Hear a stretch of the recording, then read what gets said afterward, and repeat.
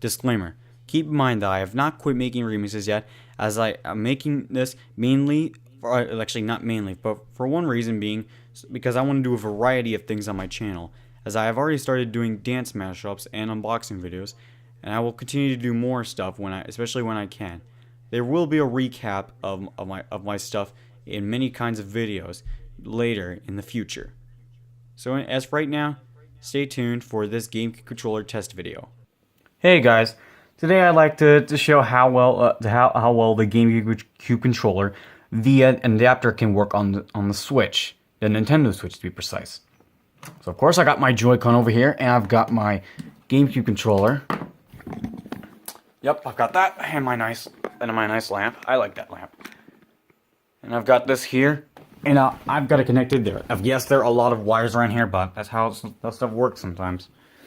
Don't worry, it's not too tangled. I can pretty much untangle it without any consequences and stuff. Anyway, let's move that a little bit up. So now it seems to work fine. So anyway, I'm gonna press one of the buttons. Now, I could just do it with one of the sticks. So anyway, we're gonna go to system settings, and I want to make sure the test input is not fake, like if I'm not faking what button I'm pressing. So yeah. So let's start with the control pad. So as you can tell, it seems to work with just like those buttons. And let's start. Now let's do the A, B, and X and Y. So I'm gonna press A. Just to be precise, just in case. Not everyone is familiar with this controller. Yeah, seriously. So I'm gonna press A, and as you can tell, it recognizes A. And I'm gonna press B, and press Y, and I'm gonna press X. Just like the labels. Labels are precise. Then we're gonna do L. Then we're gonna do R. And we're gonna do Z. You can tell it's recognized as ZR. There's obviously no button for ZL. So if you're able to play games without the require of the ZL button, you probably might be able to find this controller just fine to play. And especially if you can handle playing without the left stick press or the right stick press. Yeah, the stick buttons. And as you can probably tell, this is plus / pause. So yeah, there is no minus button either. So you're gonna have to substitute for that too, if you're gonna use a map. Unless you can use one of the directions of the control pad. So I'm gonna hold A, and I'm going to play, and we're gonna do this with Sonic Mania and Super Mario Odyssey. First, I'm gonna close this software. So anyway, we're gonna try this out on my. Okay, so yeah, this is done by the Elgato Game Capture, which seems to capture 60 frames per second very well. Though this part I made it 2 times as fast, so it wouldn't be so tedious. But yeah, so the controller actually works very responsive. Not much button lag, as far as I've tested with the controller. So yeah, it definitely feels really good just to do that. Now, if you're wondering why I'm doing that rather than the Switch Pro controller, for one, I don't even have it yet, and plus, I did want to see what my experience was on the GameCube controller. So yeah, as you can tell, I'm scrolling through here. But yeah, the controller is actually very responsive so far. There weren't that much lag, as far as I could see. And I actually cut that, so it wouldn't get so tedious compared to if I didn't cut that part.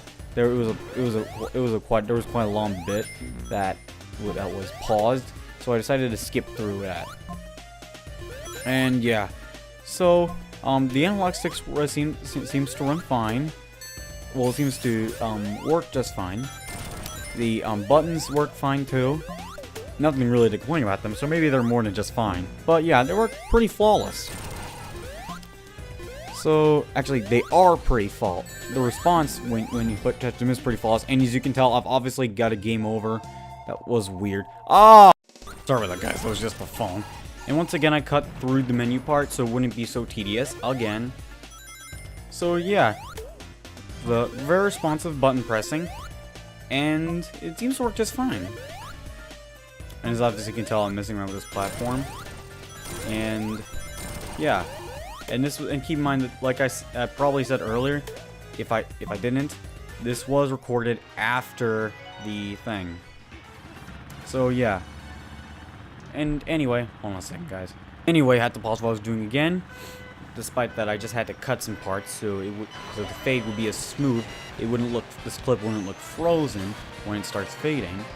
But yeah.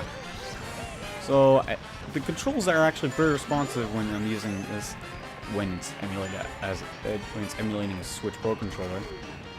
But yeah, maybe Nintendo actually did make this input, so they could call it a day until they put official GameCube support. Maybe they might do that with a firmware update. But yeah, and then again, so this is not very hard to use with a GameCube controller. It's not very hard to play with a GameCube controller. Just don't use tilt controls, as the GameCube controller does not have motion controls by all means. Many of you already know that, but not everyone is a gamer. Or not everyone is familiar with every system. Sorry if you heard me sniffing. But yeah, you can tell that I caught the second guy. So yeah, and this is Super Mario Odyssey. This one goes actually much trickier. Maybe not much trickier, but this one, you have more conditions. Maybe not more conditions, but there are more there are more features in this game, or parts of the controls in the game that you'll have to deal with doing in a way that you probably might not be used to. But if you can handle having the Z button, the crouch button, or ground pound and all that stuff, you should probably be able to find this control acceptable to use. So yeah, there is no select button, so I can't do the map like that. I cannot if you did not hear me say the word, or if you not hear me say the T sound. But yeah, filtering, well, maybe not filtering, but the snapshot mode actually works just fine. This is obviously the Super Nintendo filter, and there is an NES filter for those that are not familiar with this mode. And yeah, this definitely does have a lot of gray. And I would not tilt when doing snapshot mode, as it will make it awkward when you can't tilt the other way around, despite there's no ZL button. But yeah, so as for that matter, I'm going to take a look at my results. So anyway, guys, here we go. So here's my result. I wouldn't recommend it for every game, and especially some games. Don't get me wrong, it works fine and you get a pretty good experience. However, the reason why I would not recommend it is because there aren't enough buttons for every game. There is Smash Brothers on the Switch coming out, which might support it. And there's Mario Kart 8, Mario Odyssey, and Sonic Mania, which work fine if you can get through the button limitations. But that's probably the most you can get when using this controller.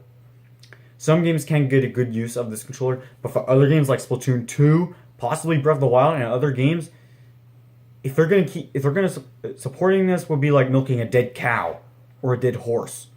And before fans rage at me, please do not get me wrong. This is not like I'm saying that this controller sucks. Well, I mean I do complain about the button limitations and this layout, which I do not like that layout. But everything else I actually do like. I like the triggers. I like how I have this shape, which is this concave shape, which is pretty much helps your thumb from sliding out. Not too much for me, but they work just fine. Not too much. I don't. Bleh. So yeah, and the analog stick works very fine too. Actually, it works very good. Nothing really to complain about it. Has this nice traction pad, or something. Yeah, traction pads pretty much. And it feels comfortable. But at the same time, the button limitations can be a big issue. This is the same kind of reason why Sega, when the Genesis was having games, they had to make a 6-button controller. And Nintendo probably could have done this for the third-party games that were coming out. I mean, it wouldn't be just a disc. And there's more to the disc size of the GameCube discs that was the issue. It could have also been this.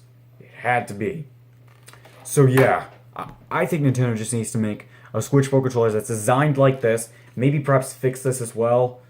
Despite this, it's not very good for when you have your thumb at an angle at a certain angle where you can easily have Y and B buttons like this controller, which works just fine. But at the same time, if they, what was I gonna say? If they used that, which I'm gonna pause this later. If they did that, that would be the closest to the GameCube controller that would actually have good support. But as for anyways, what do you guys think? Would you recommend? Do you enjoy using this in your Nintendo Switch? If not, or if you do, let me know in the comments of what you thought or how much experience you got when using the controller. But anyway, guys, see you guys next time. Peace.